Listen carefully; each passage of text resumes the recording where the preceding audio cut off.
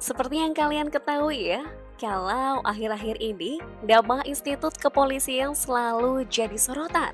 Mulai dari kasus baku tembak sampai kasus korupsi terus mewarnai tubuh institut penegak hukum itu.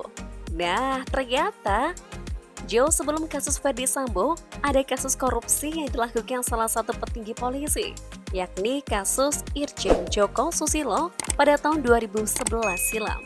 Kira-kira seperti apa kasusnya saat ini? Yuk simak video berikut ini.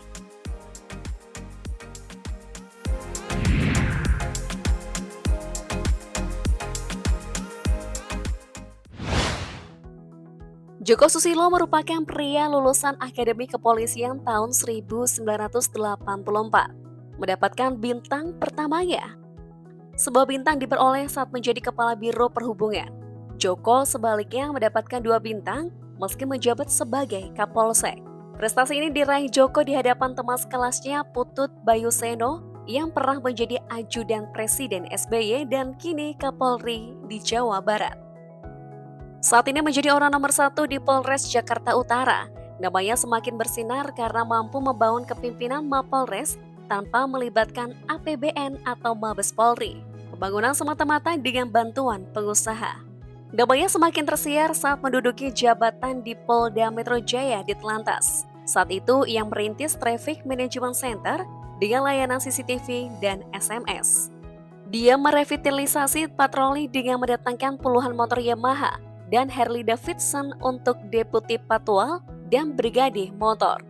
Kemudian, pada tahun 2008, dikeluarkan telegram rahasia yang mengangkat Joko sebagai Direktur Lalu Lintas Polri, menggantikan Brigjen Yudi Susianto. Dia dipromosikan menjadi bintang. Di Ditlantas Polri, Joko mendirikan National Traffic Management Center pada tahap awal TMC. Dari tahun 2009 hingga 2012, terjadi reorganisasi Polri, peningkatan badan Ditlantas menjadi Korps Kekuatan Bintang 2. Saat itu Kapolri Bambang Hendarso Danuri mengangkat Joko menjadi Kapolres yang baru. Joko otomatis mendapatkan promosi Bintang 2 atau Irjen. Dalam perayaan Hari Konsumen di TMII, Joko dengan bangga mempersembahkan mobil simulator uji SIM kepada Presiden SBY dan Ibu Ani Yudhoyono. Pada akhir tahun 2011, Joko dan Korlantas bergabung dengan armada Honda Goldwing Patwal dan Brigade Motor. Pada tahun 2012, Joko dipromosikan menjadi Kepala Sekolah Akademi Kepolisian di Semarang. Hanya dalam beberapa bulan di kantor, Joko bekerja sama dengan produsen besar untuk mengganti beberapa mobil dan sepeda motor untuk pendidik dan bisnis. Namun, karir Joko terbentur setelah KPK menerima pengaduan masyarakat dan suap atas pengadaan kendaraan roda 2 dan 4 untuk simulator uji SIM 2011. KPK menetapkan Joko sebagai tersangka. Kantor tempatnya bersembunyi, Gedung Korlantas di Jalan MT Haryono, Jakarta Selatan, digerebek. Pencarian tidak berjalan mulus karena terjadi tarik ulur antara penyidik KPK dengan penjabat Korlantas. Ia ditetapkan sebagai tersangka kasus korupsi pengadaan kendaraan simulator uji SIM 2011. Irjen Joko Susilo sendiri dimutasi dari Kapolda sebagai Ketua Korlantas. Joko diduga terlibat dalam skandal korupsi simulator tes SIM yang diduga merugikan negara hingga 100 miliar rupiah. Ia diduga menerima suap senilai 20 juta rupiah dari pemegang lelang yang diserahkan dalam bentuk paket ke kantor Korlantas oleh Sukoco Bambang, Presiden Direktur PT Innovation Teknologi Indonesia.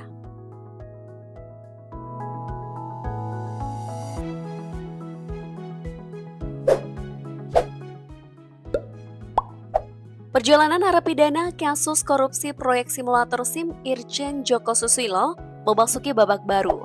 Peninjauan kembali yang diajukan mantan Kepala Korps Lalu Lintas Polri itu telah disetujui Mahkamah Agung.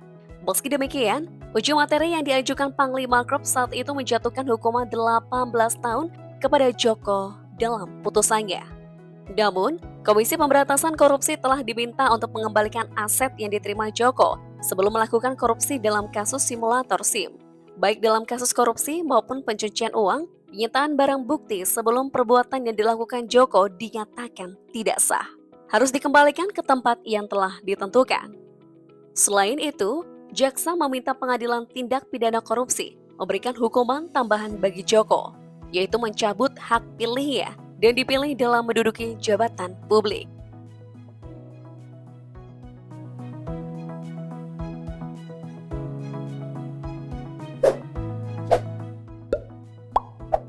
Dalam sidang penuntut umum pada Selasa 20 Agustus 2013, total kekayaan Joko yang diduga terkait dengan pencucian uang lebih tinggi dari dakwaan sebelumnya. Adapun kekayaan Joko pada tahun 2010 hingga 2012 tercatat sebanyak 63,783 miliar rupiah. Sedangkan dakwaan sebelumnya tercatat 42,965 miliar rupiah. Aset yang dialihkan melalui penjualan aset pada 2012 berjumlah 15,9 miliar rupiah. Dan Abdul Roni, ketua tim kejaksaan, mengatakan peningkatan aset tersebut merupakan hasil dari persidangan sebelumnya. Tak hanya itu, total kekayaan bersih Joko periode 2003 hingga 2010 juga berbeda dengan dakwaan sebelumnya. Dalam dakwaan, total aset yang diduga hasil pencucian uang adalah 53.894 miliar rupiah dan 60.000 US dollar. Sedangkan klaimnya sebesar 54,625 miliar rupiah. Seperti diketahui, aset Joko yang diperiksa Kejaksaan KPK adalah milik Joko semasa menjadi Kapten Korps Lalu Lintas Polri dari 15 September 2010 hingga 23 Februari 2012, sebelum dan sesudah menjabat. Dalam dakwaan tersebut, Joko diyakini terbukti menyembunyikan asetnya yang diduga hasil korupsi terkait properti dari tahun 2003 hingga 2010 dan dari 2010 hingga 2012. Profilnya sebagai Kapten Korps Transportasi Polri adalah dianggap tidak sesuai dengan statusnya sebelumnya. Aset tersebut antara lain rumah mewah, apartemen, tanah, SPBU, dan berbagai kendaraan. Rumah terkait Joko termasuk Solo, Jalan Samratulangi dan Jalan Perintis Kemerdekaan, Semarang, Bukit Golf, Tembalang, Jakarta, Jalan Prapancaraya, Jalan Cikanjang, Tanjung Mas Raya, Depok, Pesona Kayangan Housing, Bali, Perumahan Harvest Land. Kekayaan tanah itu tersebar dari Cibubur, Subang hingga Bali. SPBU yang disita berada di Jakarta, Ciawi, dan Semarang. Sedangkan kendaraan yang disita KPK antara lain Jeep Wrangler, Nissan Serena, Toyota Harrier, Toyota Avanza, dan sejumlah bis pariwisata. Seperti diberitakan sebelumnya, tim penuntut KPK menuntut mantan Gubernur Akademi Kepolisian itu divonis 18 tahun penjara dan denda 1 miliar rupiah, ditambah 1 tahun penjara. Jaksa mengatakan Joko dinyatakan bersalah korupsi dengan kasus 2011, di mana ia membeli simulator mengemudi roda 2 dan 4 di Korlantas Pol. Joko disebut-sebut meraup 32 miliar rupiah. Kerugian keuangan pemerintah atas proyek itu disebut-sebut mencapai 121,830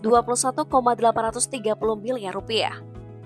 Joko juga divonis bersalah melakukan tindak pidana pencucian uang terkait harta kekayaannya dari tahun 2003 hingga 2010 dan 2010 hingga 2012 yang harus dibayar.